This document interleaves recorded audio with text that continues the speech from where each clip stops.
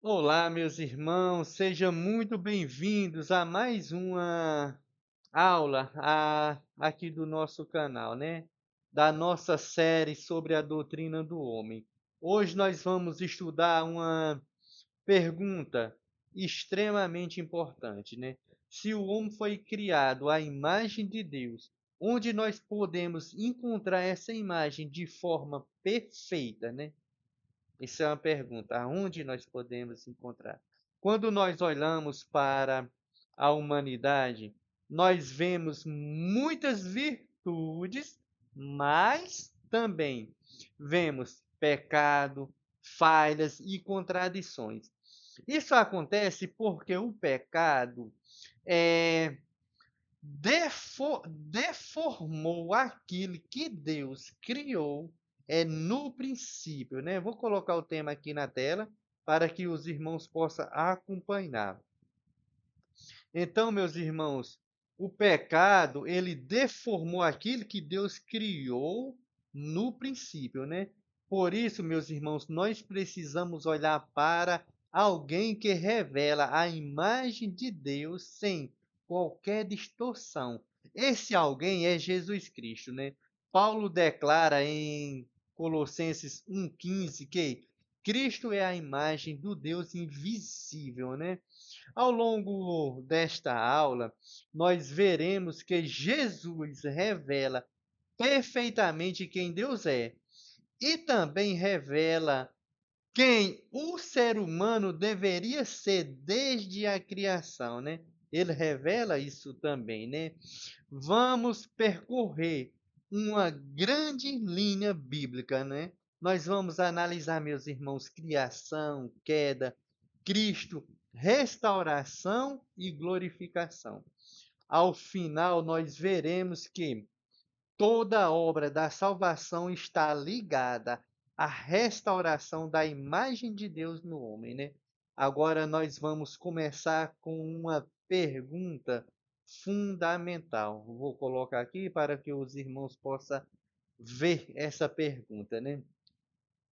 Meus irmãos, pense comigo. Pense aí por algum instante.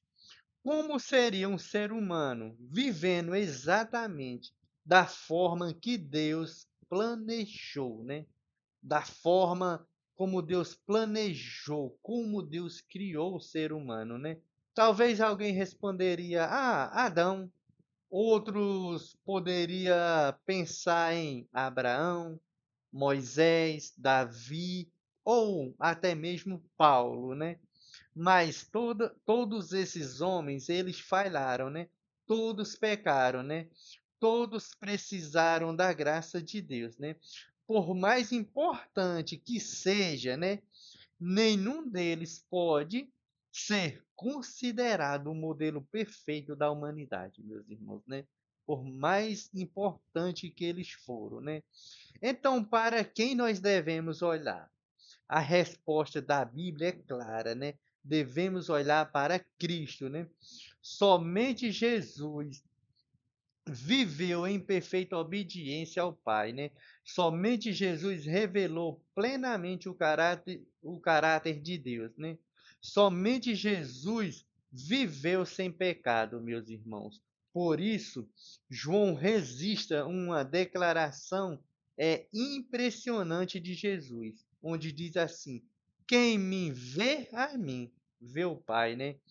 Cristo, ele é a revelação perfeita de Deus e também, meus irmãos, é o retrato perfeito da humanidade restaurada, né? Se queremos entender quem Deus é e quem o homem deveria ser, nós precisamos olhar para Jesus, meus irmãos. Agora nós vamos definir o objetivo da aula, meus irmãos. Meus irmãos, nesta aula nós vamos desenvolver algumas verdades fundamentais. Primeiro, nós veremos que Cristo é a imagem perfeita de Deus. Segundo, nós veremos que Cristo revelou o Pai de maneira completa. Terceiro, nós entenderemos que Jesus, ele é o homem perfeito, né? Nele nós vemos a humanidade funcionando exatamente como Deus planejou, né? Também, meus irmãos, nós estudaremos a comparação entre Adão e Cristo. Adão representa a humanidade caída, Cristo representa a nova humanidade restaurada, né? Além disso, nós veremos a salvação. Nós veremos que a salvação envolve muito mais do que perdão, né? Deus tem um propósito de transformar seu povo. O alvo da salvação é tornar os crentes cada vez mais parecidos com Cristo, né? E essa transformação será completa quando Cristo voltar. Meus irmãos, ao final da aula, perceberemos que Deus está restaurando aquilo que foi deformado pelo pecado, né? Nós vamos agora para o texto principal da nossa aula, né? Vou colocar aqui para que os irmãos possam ver. Colossenses capítulo 1, versículo 15 diz assim, ó: ele é a imagem do Deus invisível, né? O primogênito de toda a criação, né? É, Meus irmãos, nós chegamos a esse texto. Paulo escreve que Cristo é a imagem do Deus invisível. Observe algo muito importante. Paulo não diz que Jesus possui a imagem de Deus. Ele diz que Jesus é a imagem do Deus invisível, né? O homem foi criado à imagem de Deus. Cristo é a imagem perfeita de Deus, meus irmãos. Quando nós observamos Jesus, nós vemos o caráter de Deus sendo revelado, né? Vemos sua santidade, vemos seu amor, sua justiça, sua misericórdia, meus irmãos.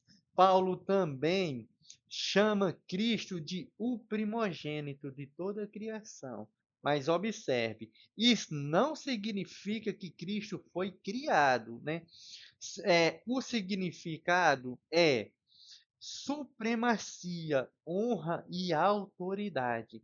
Cristo, ele ocupa a posição mais elevada sobre toda a criação, meus irmãos.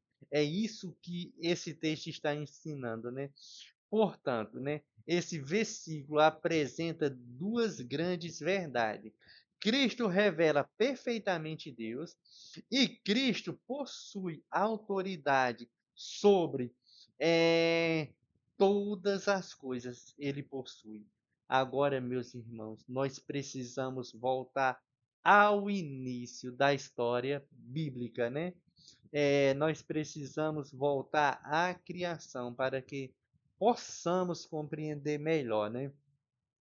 Meus irmãos, para entender a obra de Cristo, nós precisamos voltar ao Gênesis. Em Gênesis, capítulo 1, versículo 26, Deus declara, né? Façamos o homem à nossa imagem, conforme a nossa semelhança, né? Meus irmãos, desde o princípio, o ser humano foi criado para refletir algo do caráter do seu Criador. O ser humano foi criado para isso, desde o princípio. O homem deveria viver em santidade, em amor, em justiça e em comunhão com Deus, né? Meus irmãos, além disso, o homem recebeu a responsabilidade de cuidar da criação como representante do Senhor, como um representante de Deus, né? É por isso que a vida humana, ela possui valor, né? Todo ser humano, ele carrega essa marca da criação, né? Essa marca, essa imagem de Deus nele, né? Meus irmãos, mas é importante nós lembrar que o homem não é divino, né? O homem não é pequenos deuses, né? Ele continua sendo criatura, dependendo do seu Criador em todas as coisas. É, no princípio, essa imagem, né?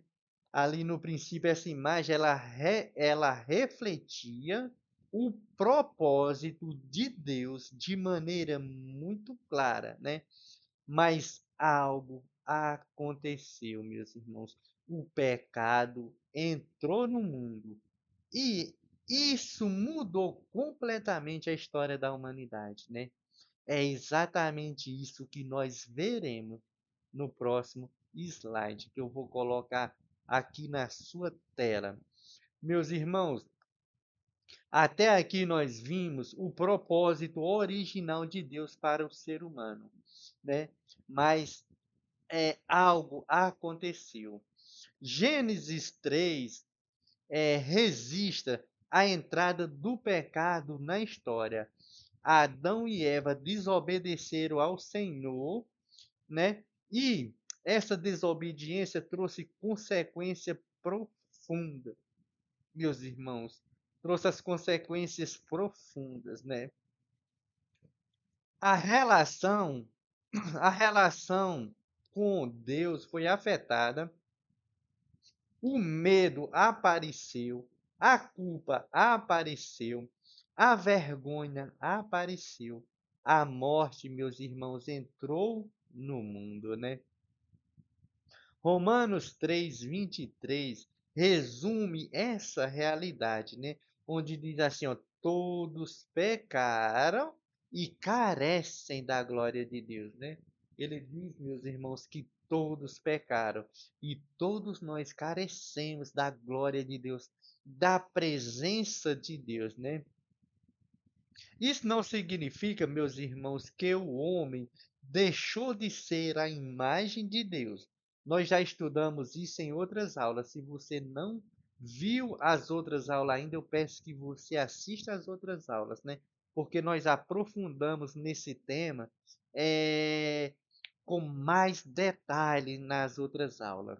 hum. Então, isso não significa que o homem deixou de ser a imagem de Deus. A imagem continua presente, mas agora está deformada, né? A imagem de Deus. E eu coloquei aqui a imagem do espelho para que os irmãos possam entender melhor. Pense em um espelho quebrado, né? Ele ainda reflete alguma coisa, mas não reflete com perfeição. Ele não reflete com perfeição, né? É isso, meus irmãos, que aconteceu com a humanidade. A imagem de Deus no ser humano não reflete hoje mais com perfeição como deveria acontecer, né? Ainda, meus irmãos, nós vemos traços de bondade, né? Ainda nós vemos traços de amor, mas tudo está marcado pelos efeitos do pecado. O ser humano não reflete mais como deveria refletir, meus irmãos, o caráter, a bondade e o amor de Deus.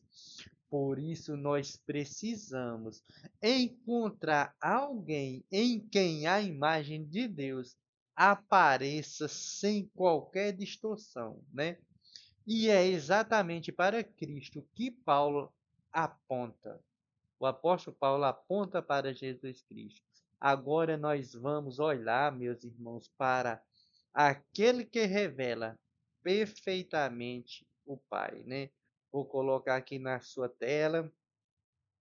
Meus irmãos, nós chegamos ao coração da nossa aula. Paulo declara que Jesus ele é a imagem do Deus invisível, né? Essa afirmação, ela é extraordinária.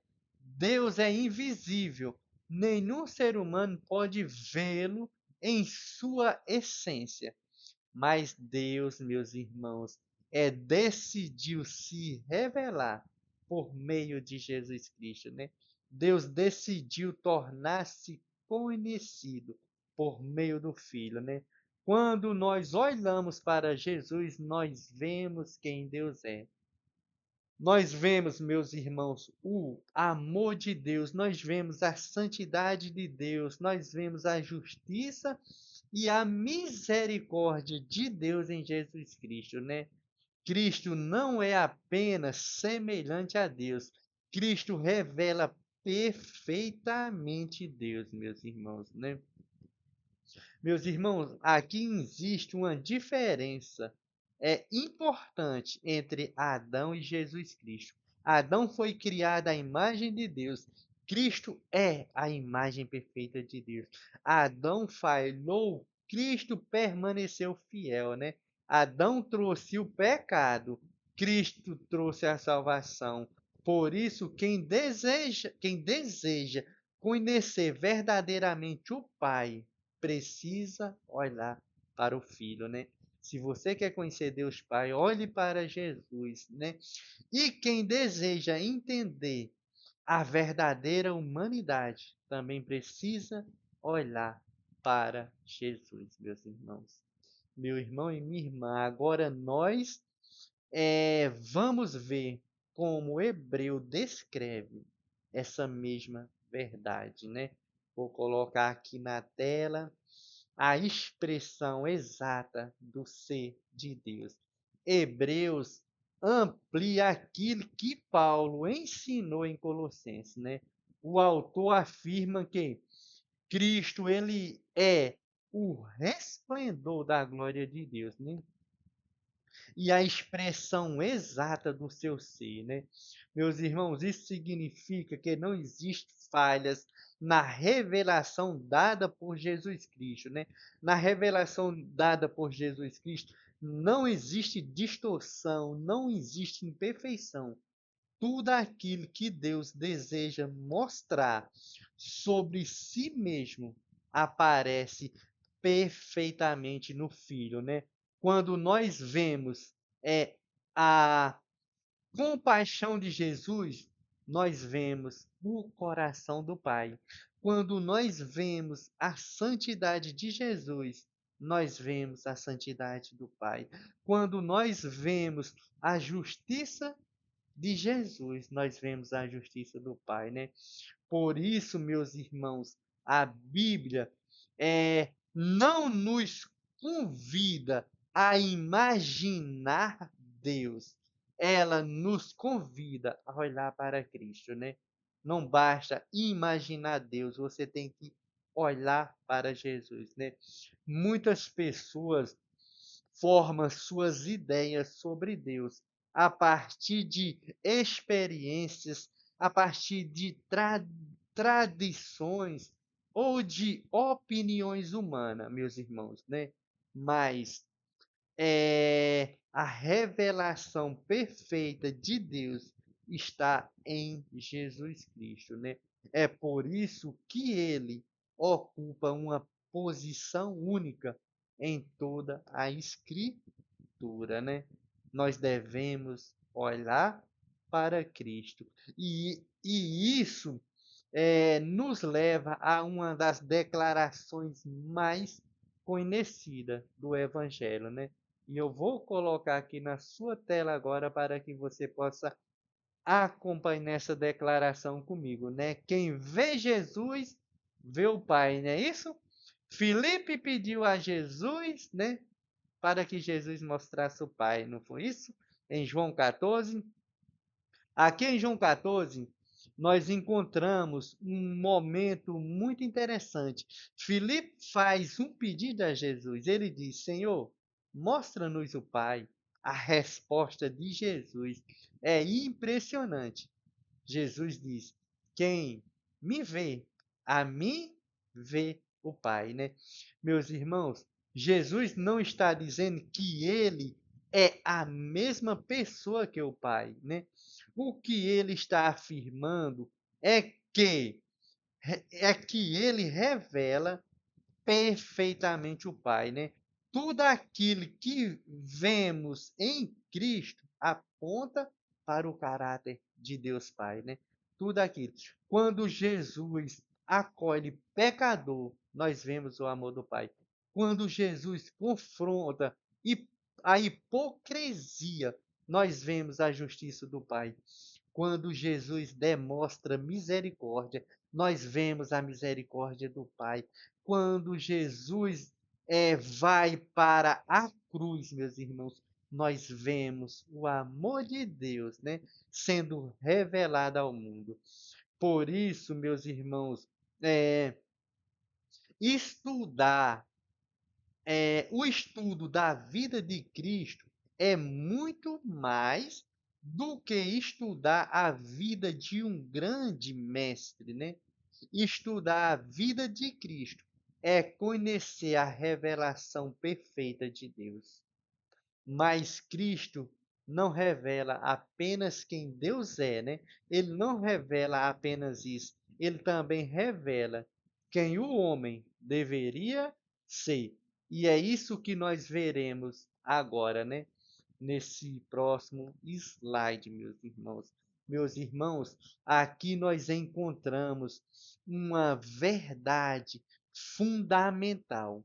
Jesus revela quem Deus é, mas também revela quem o homem deveria ser. João, ele declara que o Verbo se fez carne e habitou entre nós, né? O Verbo se fez carne. Jesus, ele se tornou homem, né? O Filho Eterno assumiu uma verdadeira natureza humana, né? A natureza humana de Jesus, meus irmãos, era verdadeira, era de verdade, né? Jesus, ele sentiu fome, Jesus sentiu sede, Jesus sentiu cansaço, sentiu tristeza, meus irmãos, enfrentou rejeição, enfrentou sofrimento e enfrentou tentação, né? Nós sabemos que ele foi tentado diretamente ali por Satanás lá no deserto, né? Mas, meus irmãos, Jesus permaneceu sem pecado. Nele nós vemos a humanidade, meus irmãos, vivendo exatamente como Deus planejou. Em Jesus nós vemos isso, né? Uma vida de amor ao próximo, nós vemos em Jesus, né?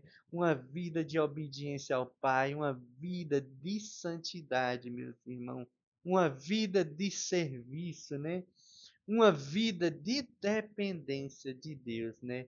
Muitas pessoas, meus irmãos, que pensam que ser ser humano é viver de forma independente do Criador. Tem muitas pessoas que pensam isso. Meus irmãos, a Bíblia, ela ensina o contrário, né? Ela ensina o contrário, né? A verdadeira humanidade aparece quando o homem vive em perfeita comunhão com Deus, né? Foi assim que Jesus viveu. Por isso, meus irmãos, ele não é apenas nosso Salvador, ele é o modelo perfeito da humanidade restaurada, meus irmãos. Ele é esse modelo que eu e você deveremos espelhar, né? Deveremos seguir, meus irmãos. Agora nós vamos observar algumas características dessa humanidade perfeita de Jesus, né? Vamos observar agora, né? A santidade perfeita, meus irmãos. Agora, nós veremos uma marca mais importante da vida de Jesus, meus irmãos. Nós vamos ver uma das marcas, né? Não é uma marca, é uma das marcas, né? Que é sua santidade perfeita. Meus irmãos, Hebreus, ele afirma que Cristo, ele foi tentado em todas as coisas, mas sem pecado, né? A, as tentações, elas foram reais, né? Ele conheceu sofrimento, rejeição, oposição, mas ele permaneceu fiel ao Pai em todas as situações. Ele permaneceu fiel. Aqui eh, está uma grande diferença entre Cristo e toda a humanidade, né? Todos pecaram, Cristo não pecou. Todos falharam, Cristo permaneceu santo. E essa santidade não o afastava dos pecadores, meus irmãos. Pelo contrário, ele se aproximava para salvar essas pessoas, né? Por isso, Jesus revela perfeitamente o homem que Deus planejou desde o princípio, né? Ele revela perfeitamente esse homem, né? Agora, meus irmãos, vamos observar outra característica da humanidade de Jesus. Vou colocar aqui na tela, que é o amor perfeito revelado em Cristo, né? Vamos observar isso. Além da santidade, nós vemos, meus irmãos, em Jesus o amor perfeito, né? João diz que ele amou os seus até o fim, né? Ele amou até o fim. Um amor fiel, um amor constante, meus irmãos. Um amor sacrificial, meus irmãos. Jesus conhecia as fraquezas dos discípulos, né? Mesmo assim, continuou amando, meus irmãos, né? O maior exemplo disso desse amor aparece na cruz. Não tem exemplo maior. Romanos 5, versículo 8, meus irmãos, declara que Cristo morreu por nós quando ainda éramos pecadores, né? Ele morreu por pecador. Isso revela a profundidade do amor de Deus, né? O homem foi criado para refletir esse amor, mas o pecado distorceu essa capacidade, né? Em Cristo, meus irmãos, nós vemos o amor como Deus planejou, né? O amor é um amor que serve, um amor que se entrega, né? Em Cristo nós vemos um amor que busca o bem do próximo, né? Meus irmãos, agora nós vamos olhar para a sua perfeita obediência, né? É outra qualidade de Jesus, né? Que o ser humano deveria refletir também, né? Que o ser humano também deveria, não deve refletir, né? Uma vida de obediência, né?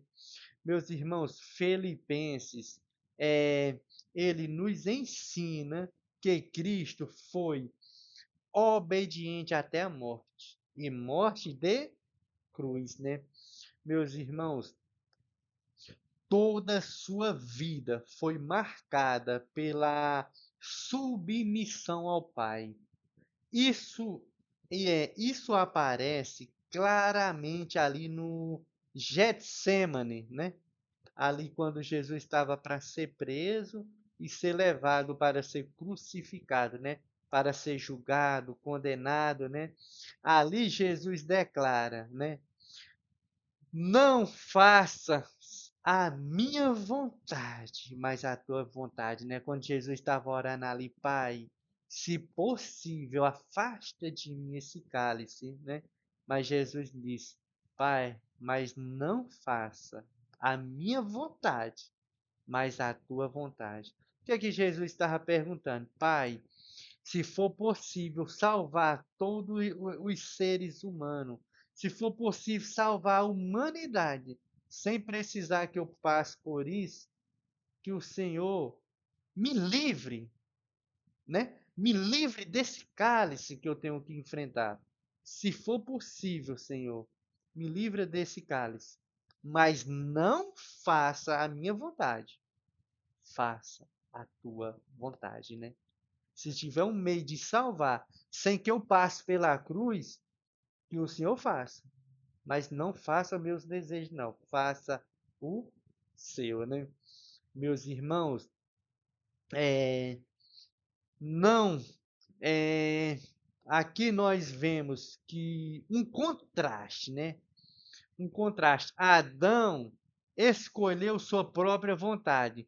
Cristo escolheu obedecer. Adão trouxe condenação. Cristo trouxe o quê? Salvação, né, meus irmãos?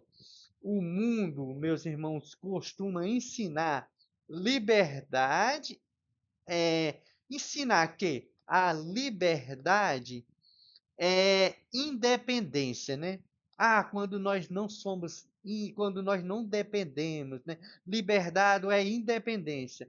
Mas a Bíblia mostra que a verdadeira liberdade é viver em harmonia com a vontade de Deus, né? Foi exatamente assim que Cristo viveu a sua vida, né? Agora, meus irmãos, nós vamos eh, reunir essas características em uma visão completa, né? Em uma visão completa da humanidade perfeita. Vamos botar o próximo slide aqui para que os irmãos possam ver. Cristo, o homem, como Deus planejou. Cristo é o homem como Deus planejou. O objetivo, meus irmãos, é ao observar a vida de Jesus, nós encontramos a humanidade perfeita. Nele nós vemos, né, santidade, nós vemos amor, nós vemos obediência, nós vemos serviço, nós vemos dependência do Pai, né?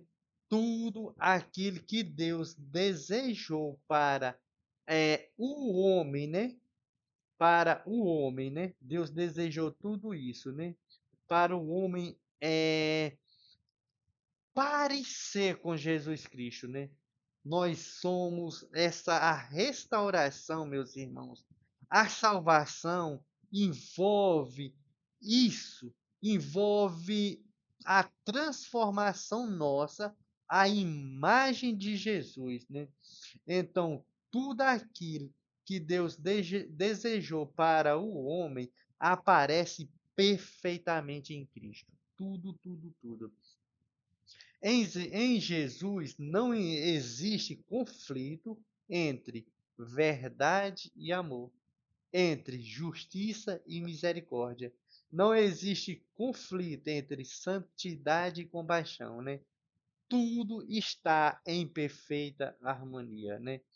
Por isso, Cristo não é apenas um exemplo moral, ele é um padrão da humanidade restaurada, meus irmãos, né?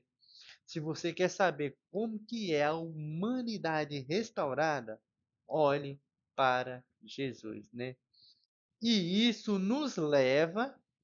a nos leva à comparação feita por Paulo entre Adão e Cristo, né? Eu vou colocar aqui na tela para que os irmãos possam ver essa comparação, né?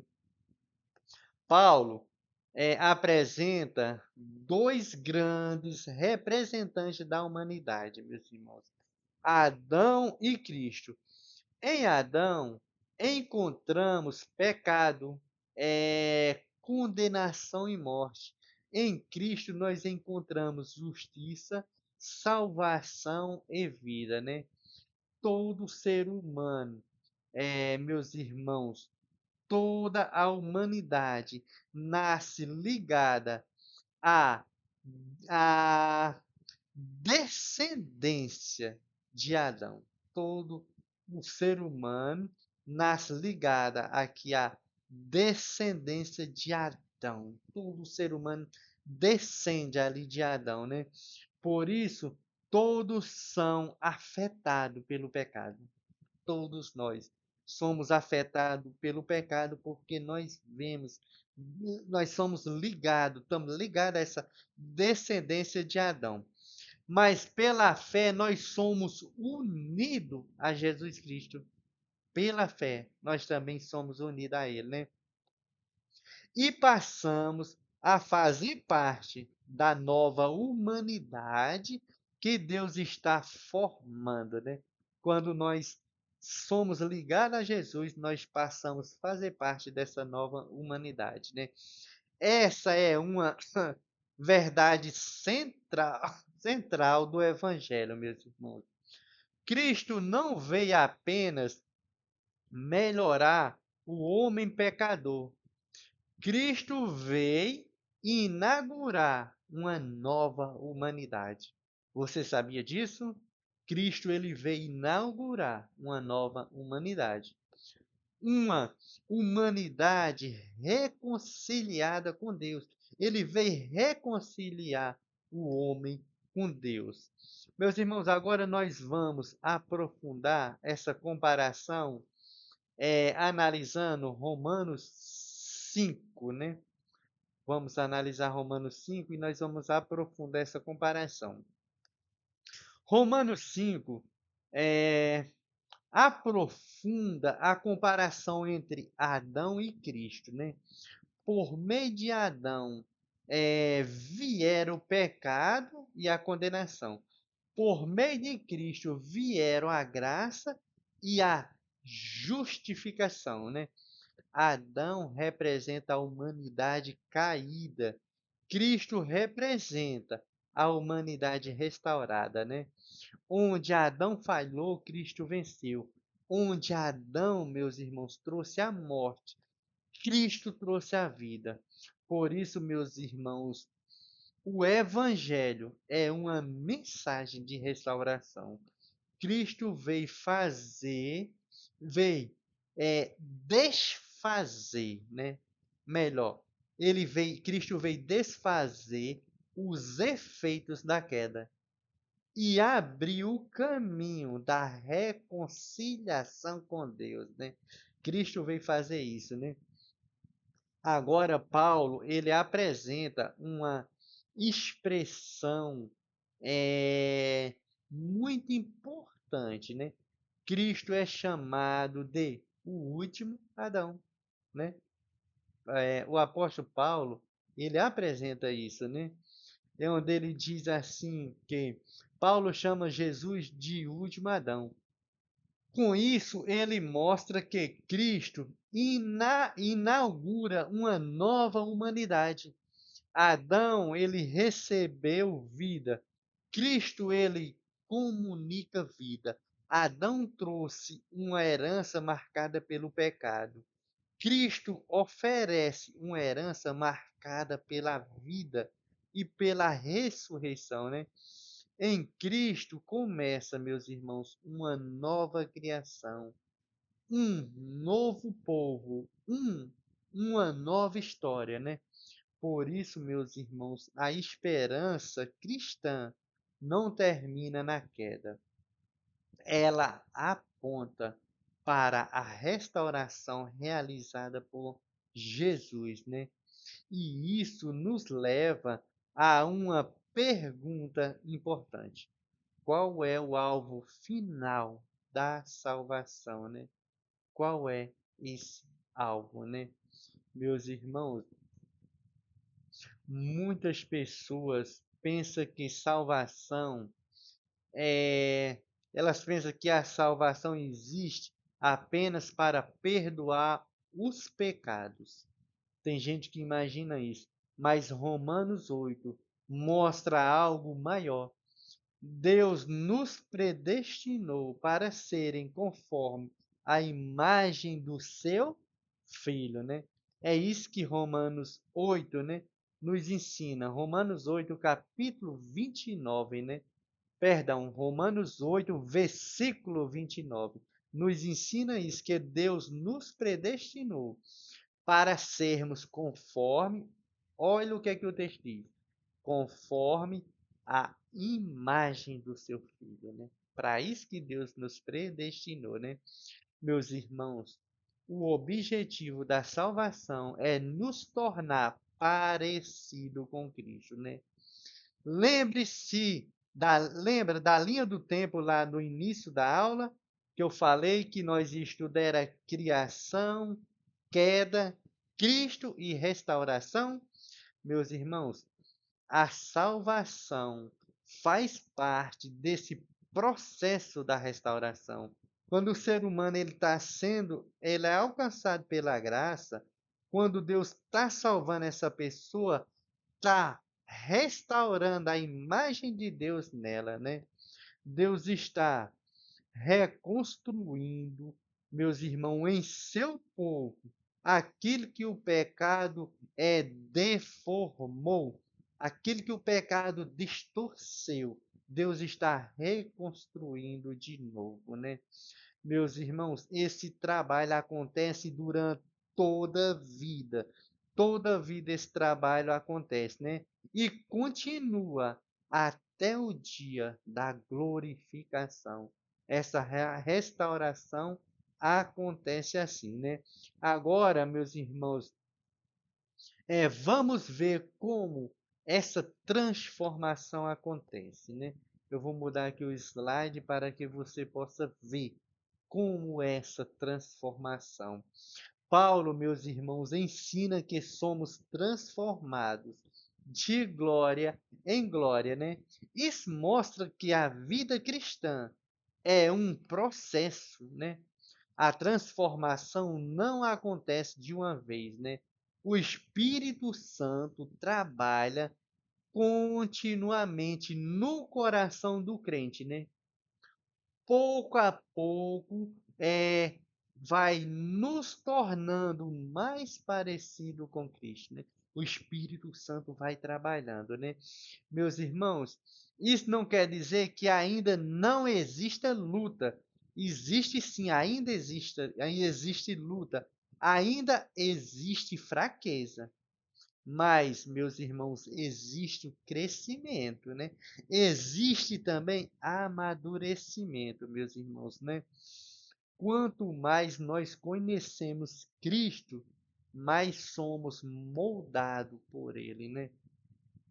Mas essa obra ainda não chegou ao seu estágio final, né? Existe algo ainda maior pela frente, meus irmãos. Existe algo maior ainda pela frente, né? Meus irmãos, a transformação ela já começou, mas um dia ela será completa.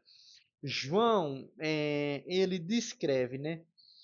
Quando ele se manifestar, nós seremos semelhantes a ele, né? 1 João, capítulo 3, versículo 2, né? Também você encontra uma passagem paralela em Filipenses, capítulo 3, do versículo 20 ao 21, né? Então, João diz: quando ele se manifestar, seremos semelhante a ele, né? Meus irmãos, é, hoje nós pertencemos a Cristo, nós já pertencemos a Ele, mas ainda nós lutamos contra o pecado. Hoje nós estamos sendo transformados, mas não fomos glorificados, né? Nós estamos vivendo o já e ainda não, já regenerados, mas não glorificados, né? Quando Cristo voltar, essa obra será concluída, né? Aquele que começou a boa obra em nós irá terminar até o dia de Jesus, até a volta de Cristo, né? Meus irmãos, depois daí, quando ele voltar e não haverá mais pecado, não haverá mais morte, não haverá mais corrupção, não haverá mais choro, meus irmãos. A imagem de Deus será plenamente restaurada, né? Essa é a esperança cristã. Essa é a esperança do cristão, meus irmãos.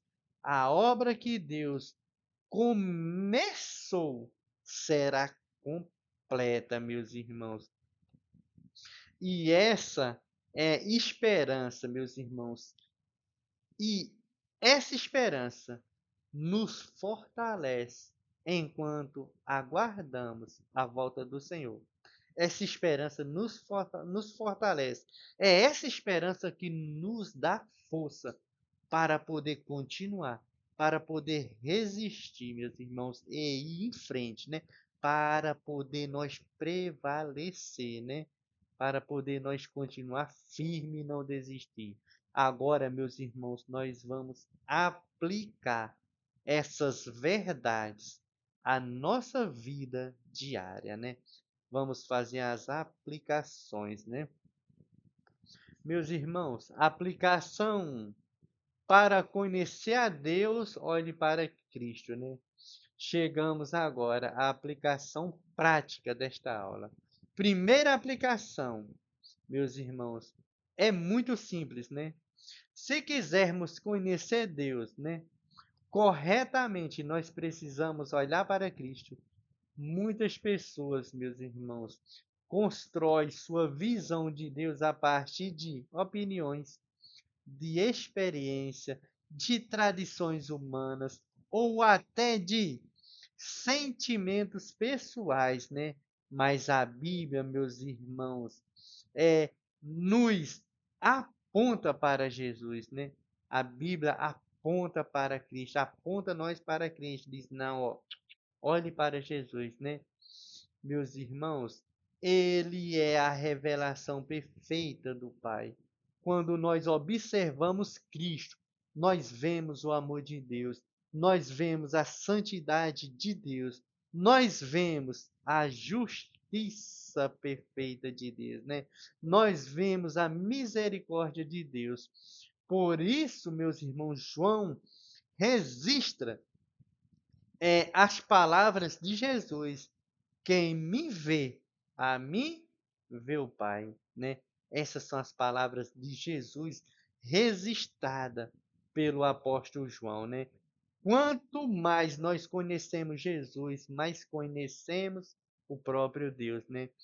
Por isso, meus irmãos, estudar Cristo não é apenas estudar uma doutrina, é aprofundar o conhecimento do Senhor, é aprofundar o conhecimento de Deus, né? E isso nos leva à segunda aplicação, meus irmãos. Aplicação 2: para saber como viver, olhe para Cristo. Você quer saber como você viver? Quer saber qual é o propósito de Deus para a sua vida? Olhe para Jesus. Olhe para Cristo. Cristo não apenas nos mostra quem Deus é, ele também nos mostra como devemos viver. Em Jesus nós encontramos um modelo perfeito da vida cristã, né? Nele, nós aprendemos, meus irmãos, aprendemos a amar, nós aprendemos a obedecer, aprendemos a servir e nós aprendemos, meus irmãos, a perdoar. Em Jesus nós aprendemos isso, né? Nós aprendemos a confiar no Pai, né? Pedro afirma que Cristo nos deixou o exemplo para seguirmos os seus passos, né? Pedro afirma isso, né? Isso não significa que somos salvos por imitar Jesus. Nós somos salvos pela graça, mas aqueles que foram salvos passa a caminhar na direção de Jesus Cristo, né? Quem foi salvo caminha nessa direção. Por isso nós devemos olhar, meus irmãos, constantemente para a sua vida, para a vida de Cristo, né? Para as suas palavras, para as suas atitudes, para as suas respostas diante da dificuldade, como que ele respondia, como que ele agia diante da dificuldade, né? Quando nós olhamos para Cristo, mas nós aprendemos a viver como discípulo dele, meus irmãos, né? Essa é uma das evidências da verdadeira transformação espiritual, meus irmãos. Essa é uma das evidências dessa transformação, né? E exatamente sobre essa transformação que vamos falar agora nesse slide, né? Aplicação 3, a espiritualidade é transformação, tá? Sabia? Espiritualidade é transformação, né? Existe uma verdade que nunca devemos esquecer. Espiritualidade não é apenas adquirir conhecimento. Espiritualidade é transformação. É possível conhecer espiritualidade, meus irmãos. Eu vou te falar uma coisa. É possível você conhecer muitos versículos da Bíblia, né? Conhecer muitas teologias, conhecer muitas doutrinas e ainda assim permanecer com o coração distante de Deus, né? Espiritualidade não é só estudar teologia, não é só conhecer muitos versículos da Bíblia, né? Meus irmãos, o propósito do estudo bíblico é nos aproximar de Cristo, é nos tornar mais parecido com Jesus, né? Quando a gente lê João 17, se eu não me engano, quando Jesus está fazendo ali aquela oração, né? A oração intercessória de Jesus, que ele diz assim: santifica-os na verdade. A tua palavra, ela é a verdade, né? A palavra de Deus, meus irmãos, ela nos santifica. Quando nós estudamos a Bíblia, né? Nós passamos a praticar. Nós não temos que ser apenas ouvinte da palavra de Deus, mas praticante, né? Paulo afirma que somos transformados na imagem do Senhor. Esse é o objetivo da vida cristã. Não apenas, meus irmãos, aprender mais, mas viver de maneira diferente, né?